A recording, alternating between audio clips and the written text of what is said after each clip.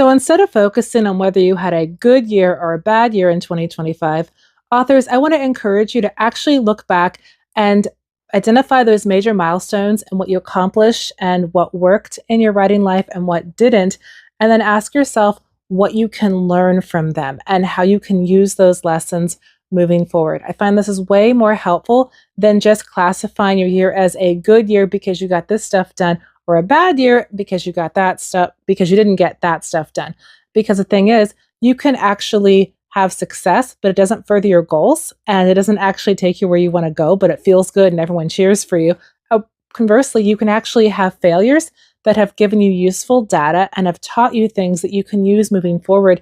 And in some cases, I would almost, and I'm saying this with a caveat because it really stinks in the moment, but I would almost have more times where I tried something and failed and learned something really valuable from it that's going to help me long term than have a short term success in an area that doesn't really make sense for me or where I'm going.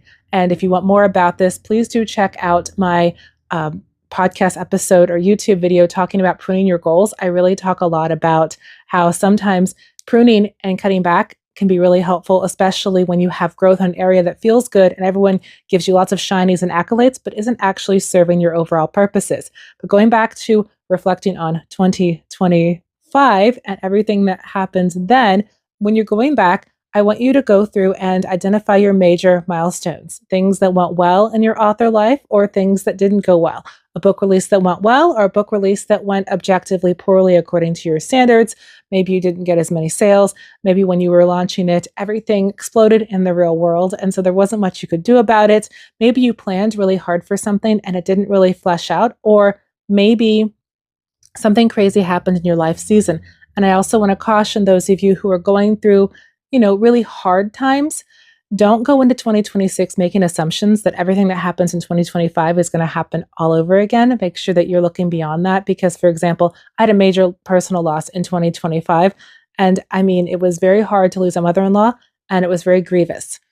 But the thing is, I have only one mother-in-law. So I don't really want to bring that anxiety into 2026 because Lord, I can't really lose her all over again. First time was hard enough. Anyway, so I want you to go back and I want you to identify those milestones. And I want you to think about what are your takeaways from them?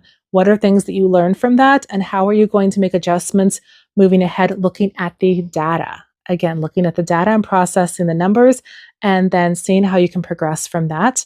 And either way, whether you had a quote unquote good year or a bad year, when you use this whole system of learning, you're always going to learn something that is going to help you to move forward.